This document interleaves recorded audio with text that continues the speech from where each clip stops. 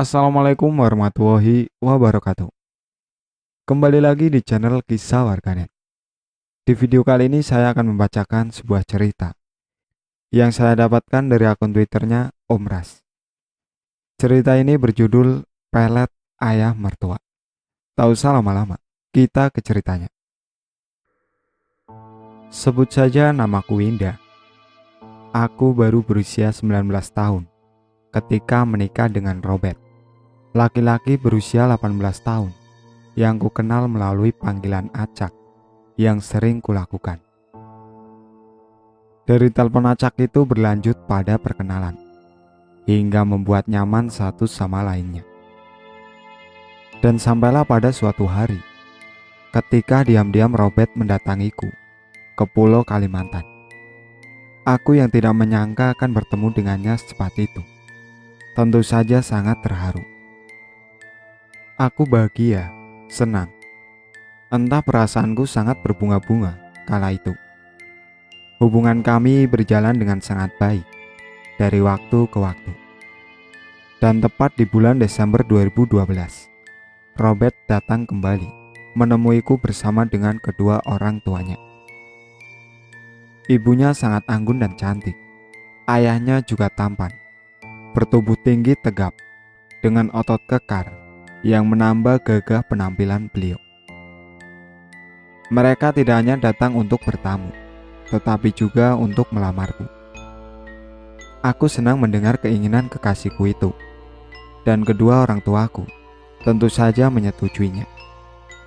Mereka menyerahkan semua keputusan padaku. Iya, aku tentu saja mau. Rencana lamaran besar-besaran pun sudah dirundingkan. Uang jujuran sebesar 200 juta sudah dipersiapkan. Dan dengan sangat cepat, berita uang jujuranku yang sangat mahal itu pun menyebar ke seluruh desa. Ada yang mencibir keluargaku, dan ada juga yang memuji. Masih banyak lagi omongan-omongan orang yang sangat tidak pantas untuk kuceritakan di sini. Dan andai waktu bisa diulang kembali, aku tidak ingin menikah dengan Robert. Namun sungguh sebuah penyesalan yang sangat terlambat untuk disesali, karena semuanya sudah terjadi. Singkat cerita, hanya 1 minggu setelah lamaran, kami langsung menikah. Waktu yang lumayan singkat bagiku. Lalu setelah kami menikah, aku diboyong ke tempat asal suamiku, Robert. Pada awalnya hubungan kami sangat harmonis. Keakraban antara aku dan kedua mertuaku berjalan baik-baik saja. Hingga suatu ketika, saat itu aku sedang mencuci piring di dapur, didatangi oleh ayah mertuaku. Beliau menanyakan beberapa hal tentang kehidupanku sewaktu di Kalimantan. Tidak ada yang aneh. Kami mengobrol layaknya ayah dan anak. Tertawa dengan sangat nyaring adalah kebiasaan kami berdua. Dan tanpa kusadari, ayah mertuaku mengembuskan asap rokoknya ke arah wajahku hingga membuat aku batuk-batuk. Maaf, aku tidak sengaja, ucapnya. Kepalaku tiba-tiba pusing, dan seketika semuanya menjadi gelap. Saat aku tersadar, semua orang menatapku dengan lekat. Kenapa? Seharusnya aku yang tanya padamu, kamu kenapa bisa sampai pingsan? Kamu sakit? Tanya Robert dengan raut wajah yang khawatir. Ambilkan air untuk istrimu. Jangan dicecar dengan pertanyaan-pertanyaan dulu, tegur ayah mertuaku. Sejak hari itu, aku jadi sering melamun. Pikiranku bisa tiba-tiba menjadi kosong, dan suka terbayang dengan ayah mertuaku sendiri. Pintu kamarku diketuk, membuyarkan lamunanku. Saat pintu terbuka, dadaku seketika berdegup hebat. Ayah mertuaku berdiri di depan pintu, sambil memegang beberapa keping obat. Bisa minta tolong, Win? Tolong bikinkan aku teh hangat. Badanku rasanya capek sekali, katanya. Saat aku ke dapur, ayah mertuaku mengikuti dari belakang. Suara langkah kakinya membuatku ketakutan. Namun ada perasaan aneh juga yang ku rasakan. Saat aku sedang membuat teh, ayah mertuaku tiba-tiba saja menepuk bahuku dengan sangat keras, membuat gelas teh yang kupegang hampir terjatuh. Kau paham maksudku kan? Bisiknya membuatku takut. Apa maksudnya? Kataku balik bertanya. Raut ketakutan di wajahku jelas sekali ia lihat, hingga membuatnya dengan cepat mengambil gelas teh itu, lalu berjalan pergi. Aku menghela nafas panjang. Hari-hari berlalu, sikap ayah mertuaku mulai berubah. Dari yang awalnya hangat, kini dingin, bahkan tak membalas sapaanku. Hingga suatu hari, beliau tak pulang selama 3 hari berturut-turut. Ibu mertuaku dibuat khawatir dan panik. Dan saat aku sedang berdoa malam itu, dari arah jendela ada beberapa benda yang seperti dilempar oleh seseorang dengan sangat keras. Kebetulan suamiku belum pulang karena masih sangat sibuk dengan proyeknya. Aku mencoba membuka tirai dan perlahan-lahan melihat dari balik kaca ke arah luar. Dari balik pohon kamboja itu, aku melihat seperti ada sebuah bayangan hitam yang sedang menatap ke arahku. Nafasku bergemuruh. Aku seketika panik dan takut. Cepat-cepat kututup tirai jendela itu kembali. Aku duduk di ujung tempat tidur sambil terus berdoa. Sebuah suara mengagetkanku dari arah luar kamar. Segera kututupi tubuh hingga wajahku dengan selimut. Kututup rapat-rapat kedua mataku. Tiba-tiba tubuhku terasa berat, seperti ada yang menindih dari balik selimut. Perlahan tapi pasti, dadaku mulai terasa sesak. Dan anehnya, saat aku ingin membuka selimut yang menutupi tubuhku, selimut itu malah melilit tubuhku dengan sangat erat. Winda, bangun, ujar Robert yang entah sejak kapan ia sudah berada di kamar. Nafasku terengah-engah ketika selimut sudah ditarik oleh suamiku. Kamu mimpi buruk? Tanya suamiku seraya memelukku. Aku yakin itu bukan mimpi, karena dari tadi aku belum sedikit pun memejamkan mataku. Kejadian-kejadian aneh terus berlanjut, mulai dari jendela yang dilempari batu, atau suara benda pecah di luar kamar, dan sesuatu yang selalu menindih tubuhku ketika mataku terpejam. Tidak hanya sampai di situ, suatu malam di saat tanpa sengaja, aku berpapasan dengan ayah mertuaku yang sedang mengambil air di dapur.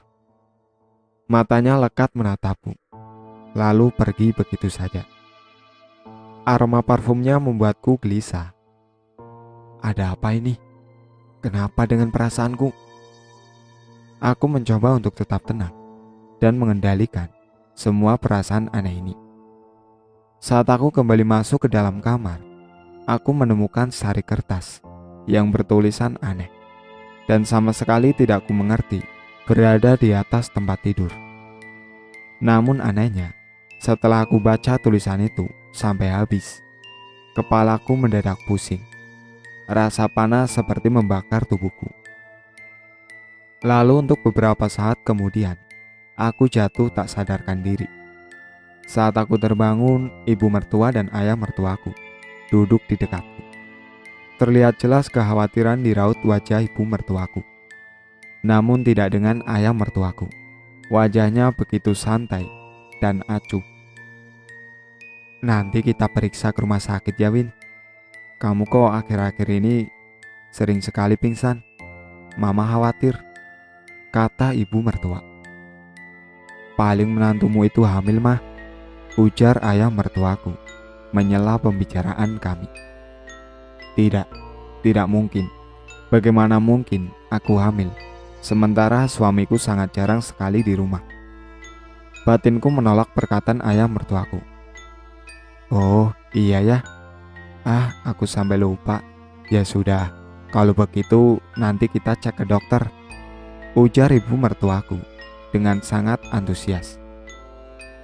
Kamu istirahat ya nak, jangan banyak gerak, karena kalau beneran hamil, nanti janinmu juga ikut capek.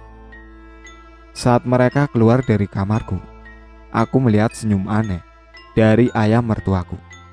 Entah apa maksudnya, yang pasti aku mulai takut dengannya. Hai Win, sapa seorang wanita yang sedang lewat bersepeda di depan rumah.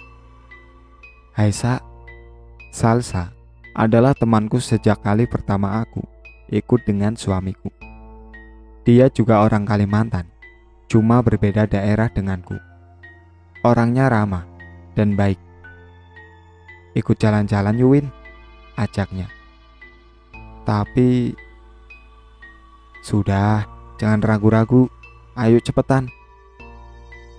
Saat aku mau keluar pagar, ayah mertuaku yang ternyata sedari tadi memperhatikan aku langsung menghampiri. Mau kemana Win? Tanyanya. Mau jalan-jalan sebentar sama Salsa, jawabku. Selamat pagi Om. Boleh kan Om, aku ajak Winda jalan-jalan? Selamat pagi. Oh ya sudah, kalau begitu hati-hati ya Win, jaga kandunganmu, ujar ayah mertuaku yang seketika membuatku risih. Setelah jauh dari rumah, Salsa mulai mengajakku mengobrol. Kamu hamil Win? Beruntung ya, kamu punya ayah mertua seganteng itu.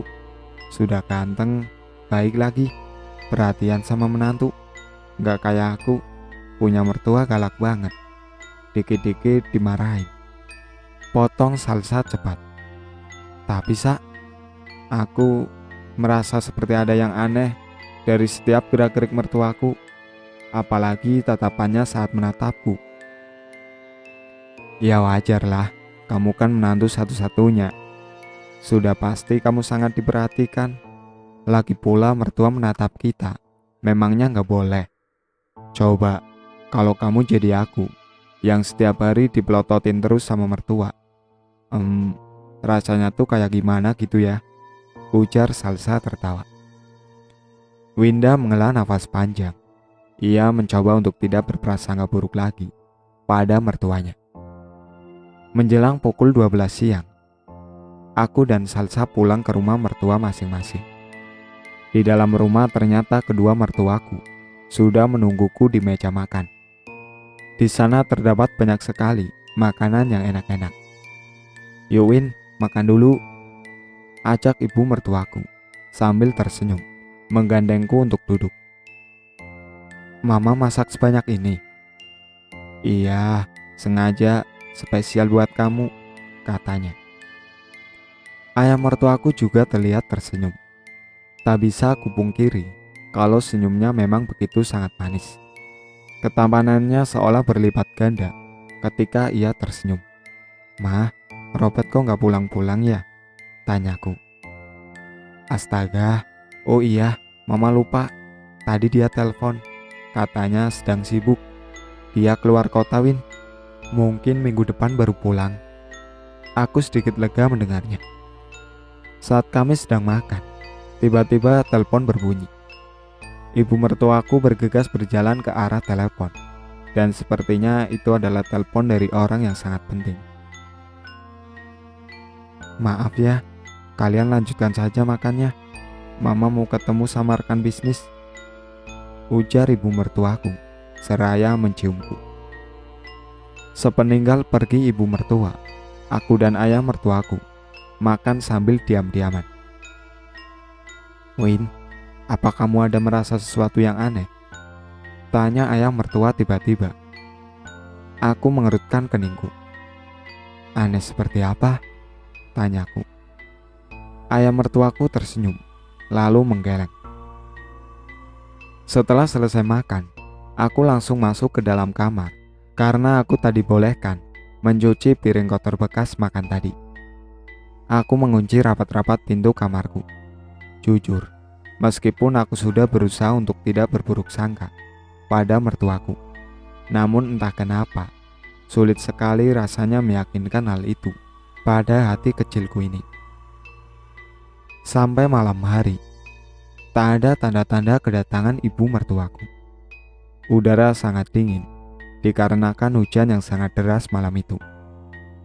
Berkali-kali aku mencoba memejamkan mataku, namun entah kenapa, saat aku sudah menutup mataku, aku merasa sebuah hembusan nafas yang sangat dekat dengan wajahku.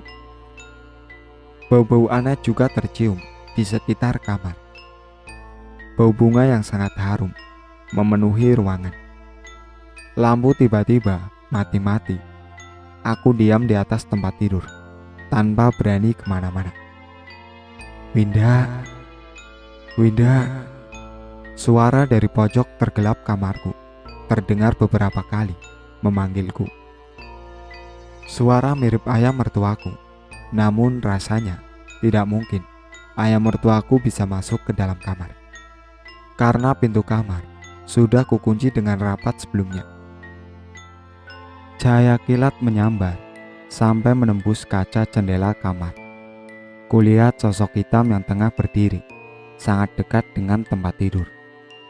Aku memalingkan wajahku sampai menghadap dinding. Aku sama sekali tak berani menatap ke arah sosok tersebut. Namun pundak terasa dingin sekali, seperti sesuatu yang menempel di pundakku. Aku yakin itu adalah tangan yang sangat dingin. Pergi, teriakku ketakutan. Tubuhku benar-benar bergetar hebat karena saking takutnya. Kumohon, jangan ganggu aku, kataku terisak. Lampu kembali menyala, seiring dengan cahaya lampu yang menerangi seisi kamar. Tangan yang menyentuh pundakku tadi menghilang. Perlahan-lahan aku menengok ke arah belakang. Sebuah kepala tanpa badan tepat berada di depan wajahku. Winda, Winda, buka pintunya, Win. Apa yang terjadi di dalam? Ujar suara ayah mertuaku, berusaha mendobrak pintu kamar. Saat pintu berhasil dibuka paksa, ayah mertuaku langsung menggendong tubuhku dan membawaku keluar kamar. Karena ketakutan, tanpa sadar aku memeluk erat ayah mertuaku. Beberapa saat setelah aku sudah mulai tenang, ayah mertuaku menggenggam tanganku. Kurasa tangannya begitu gemetar. Ada apa, Win? Tanya ayah mertua. Ada hantu di kamar kami, ucapku terbata-bata. Di rumah ini tidak ada hantu, tapi semenjak kau datang ke sini, aku juga mulai merasakan hal yang tidak biasa. Mungkinkah orang tuamu memberikanmu sesuatu seperti jimat atau pegangan lainnya? Dek, aku baru ingat dan langsung melirik ke arah gelangku. Gelang pemberian orang tuaku yang selalu aku pakai sampai saat ini. Winda, kau jujur saja, apa kau membawa sesuatu yang berisi? Tanya mertuaku lagi. Hanya gelang ini, tapi saya tidak yakin kalau gelang ini ada isinya, jawabku pelan. Coba lepaskan sebentar, ayah mau lihat. Setengah ragu, aku melepaskan juga gelang yang terpasang di tanganku. Kuserahkan gelang tersebut pada ayah mertua. Gelang ini memang ada isinya, Win. Sebaiknya aku simpan. Tidak baik kamu memakai gelang yang ada isinya seperti ini. Ya sudah, Win. Untuk malam ini kamu istirahat di sini aja ya, biar ayah jaga. Aku membaringkan tubuh di atas sofa, namun jantungku masih belum tenang. Seperti ada sesuatu yang masih mengganjal. Tapi entah itu apa. Saat tanpa sengaja aku melirik kepada ayah mertuaku, dia langsung mengalihkan pandangannya ke tempat lain. Setelah kejadian malam itu, jujur aku takut jika harus tidur di kamar sendirian. Namun semenjak saat itu juga, aku sudah tak pernah mengalami hal-hal yang menurutku aneh. Tapi beberapa hari setelahnya, aku mulai merasakan sesuatu yang lain pada ayah mertua. Aku tahu ini salah. Tapi aku tidak bisa melawan perasaanku sendiri. Perlahan-lahan hubungan cinta yang salah mulai terjalin di antara kami. Perselingkuhan dalam satu atap yang terjalin antara menantu dan ayah mertua berlangsung hingga aku benar-benar hamil. Dan antara suami juga ibu mertua, tidak ada yang mengetahui tentang semua ini. Setiap malam aku selalu menangis dan menyesal. Aku bahkan berkali-kali bertekad untuk menyudahi hubungan terlarang dan haram ini. Namun setiap kali aku bertemu pandang dengan ayah mertua, pesonanya tak pernah bisa aku tolak. Singkat cerita, berbulan-bulan telah berlalu. Kini kehamilanku sudah sangat besar dan hanya tinggal menunggu hari kelahirannya saja. Sore itu, suamiku datang setelah berhari-hari tidak pulang. Ternyata ia datang bersama orang tua dan pamanku. Kejutan, ujar suamiku. Aku shock dan gugup melihat kedatangan mereka. Karena seperti yang aku tahu, pamanku adalah seorang dukun yang cukup terkenal hebat di kampungku. Aku takut kalau semua skandal yang telah aku dan ayah mertua lakukan akan diketahui oleh suami dan juga orang tuaku. Ayah mertua dan ibu mertua menyambut hangat keluargaku. Mereka saling berpelukan dan bertanya kabar. Kamu senang, Win? Ini semua idenya mama. Bahkan kami bertiga merahasiakan ini padamu, ujar ibu mertua seraya memelukku hangat. Mama tahu rasanya melahirkan tanpa kehadiran orang tua. Makanya mama suruh Robert menjemput orang tuamu. Lanjutnya lagi. Dadaku semakin sesak terasa. Aku kecewa pada diriku sendiri yang tengah tega mengkhianati suami dan ibu mertuaku. Aku berjalan tergesa ke arah kamar. Dan tidak lama setelah itu, ayah mertua yang juga kekasih gelapku mengikutiku masuk ke dalam kamar. Ia berdalih untuk menenangkanku pada orang-orang di bawah. Kenapa kamu diam saja saat mama menyuruh Robert menjemput orang tuaku? Kataku pelan. Apa alasanku melarangnya? Itu kan orang tuamu. Bagaimana bisa aku menentang kehendak istriku? Itu pamanku. Dia orang pintar di desa. Aku takut kalau semua ini akan terbongkar. Isaku masih menahan agar suaraku tidak terdengar sampai di bawah. Aku juga tidak menyangka kalau dia akan datang kemari. Makanya kau bersikaplah seperti biasa. Jangan menunjukkan apapun yang mencurigakan, agar hubungan kita tetap aman, bisiknya seraya memelukku. Aku terisak dalam pelukannya. Tiba-tiba pintu terbuka dan di luar sana sudah berdiri ibu mertua, Robert, juga orang tua dan pamanku. Kenapa ya? Winda kenapa menangis sayang? Ujar ibu mertua tanpa curiga sedikit pun, ikut masuk dan memelukku. Aku sangat terharu. Terima kasih banyak ya mah, kataku dengan suara bergetar. Malam harinya, saat suami dan orang tuaku, juga mertuaku, masih mengobrol di bawah, pamanku naik dan masuk ke dalam kamarku. Beliau duduk di ujung tempat tidurku. Kemana gelangmu nak? Tanyanya. Seketika aku gugup dan tak tahu harus menjawab apa.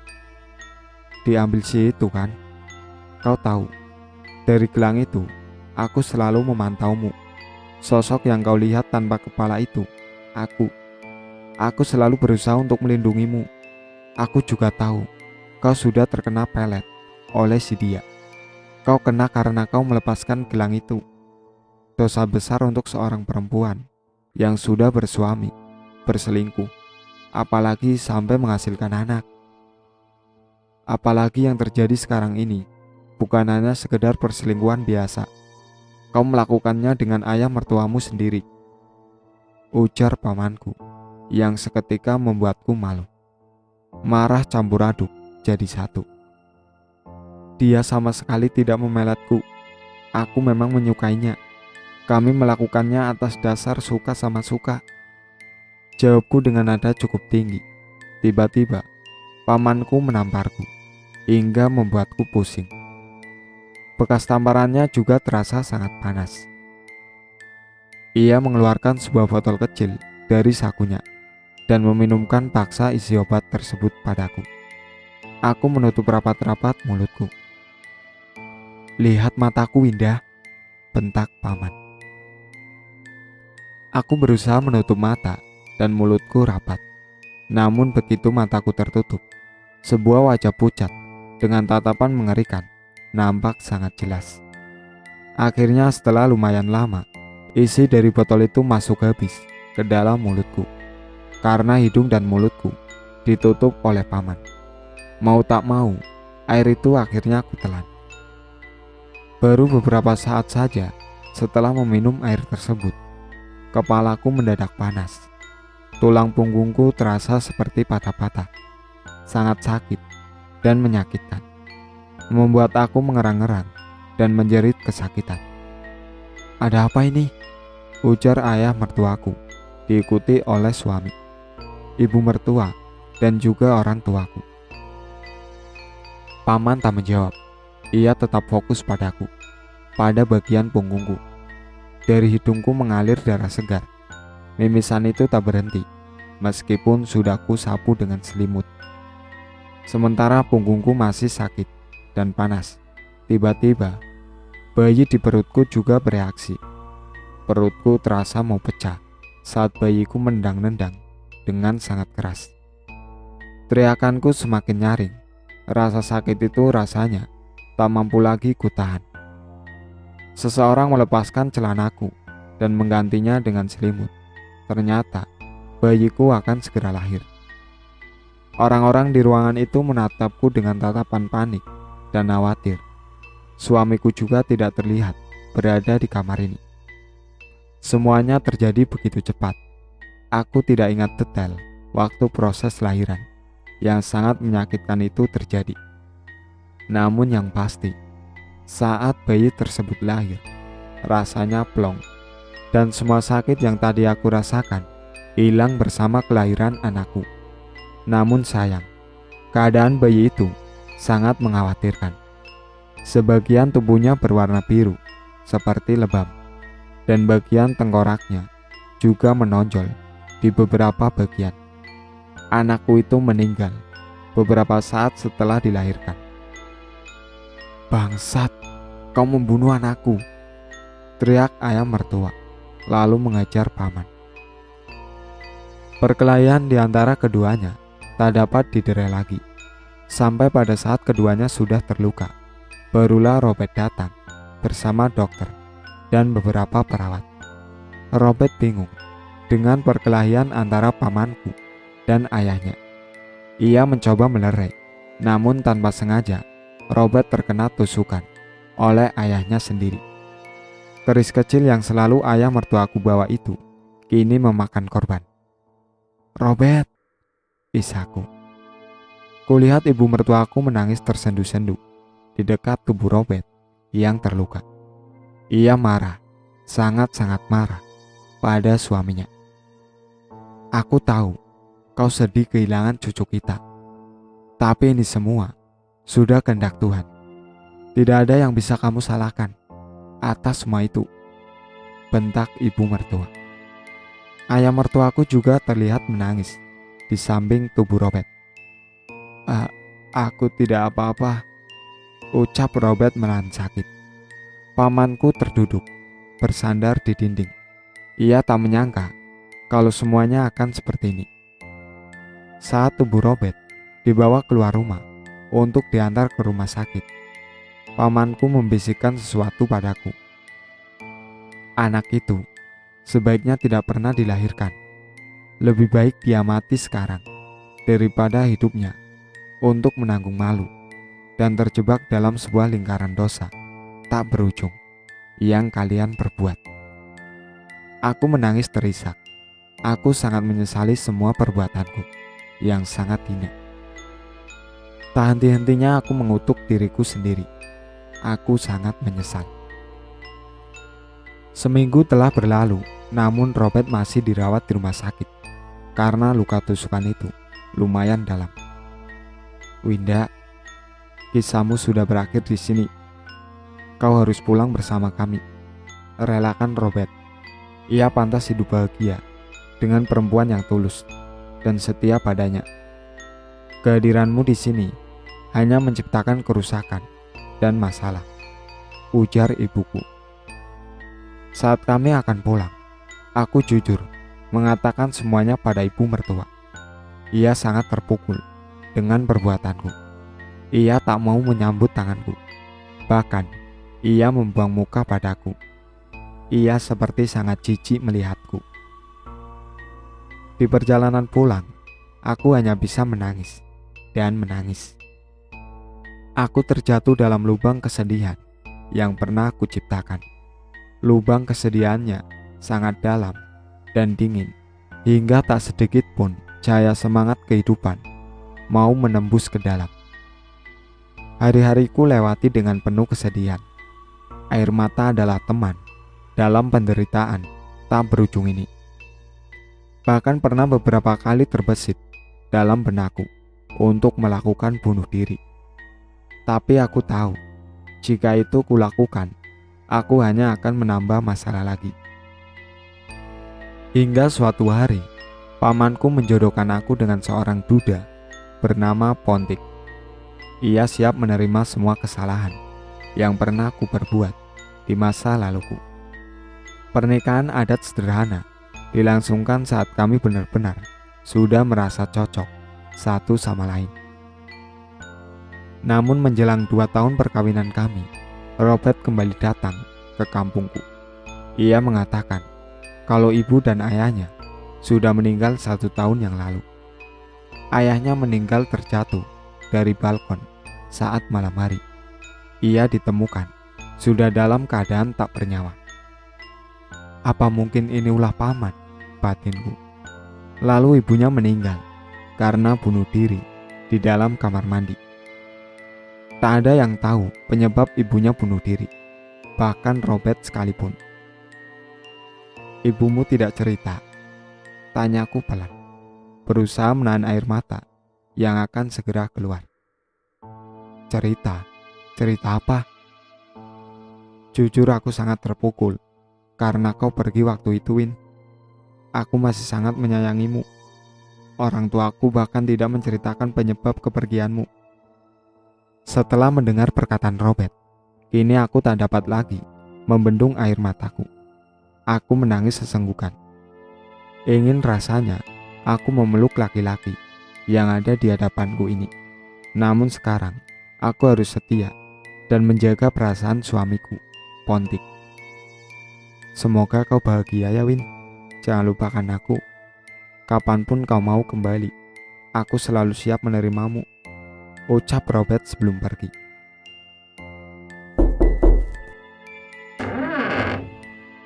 Apa paman yang membunuh orang tua Robert? Tanyaku emosi. Kau bodoh atau bagaimana? Laki-laki yang kau sebut mertua itu sudah menghancurkan kamu, menghancurkan masa depanmu. Apa dia masih pantas hidup di dunia ini setelah apa yang dia lakukan?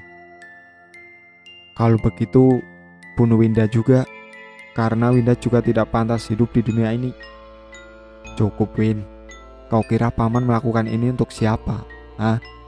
Sekarang lebih baik kau pulang dan urus suamimu. Masa depan lebih penting, dan jangan pernah menengok pada masa lalu. Pergi saja bukannya sudah cukup. Kenapa harus dibunuh? Kataku. Karena dia masih berniat memiliki kamu, Winda. Manusia bejat seperti itu akan melakukan apa saja untuk mendapatkan apa yang dia mau. Kau mengerti? Sekarang pulang, bentak paman. Aku mendengus kesal, lalu berjalan keluar rumah dan menutup pintu dengan penuh emosi. Sampai Winda melahirkan anak-anak dari Ponti, ia sudah tak pernah lagi bertemu dengan Robert. Aku selalu berdoa untuk Robert. Semoga dia bahagia dengan perempuan yang lebih baik dariku. Dan semoga kisahku ini tidak pernah terjadi lagi pada perempuan-perempuan lain. Semoga ceritaku bisa menjadi pelajaran untuk setiap pembaca. Terima kasih sudah mau mendengarkan kisahku. Itulah akhir dari cerita Pelet Ayah Mertua. Sekian dari saya. Wassalamualaikum warahmatullahi wabarakatuh.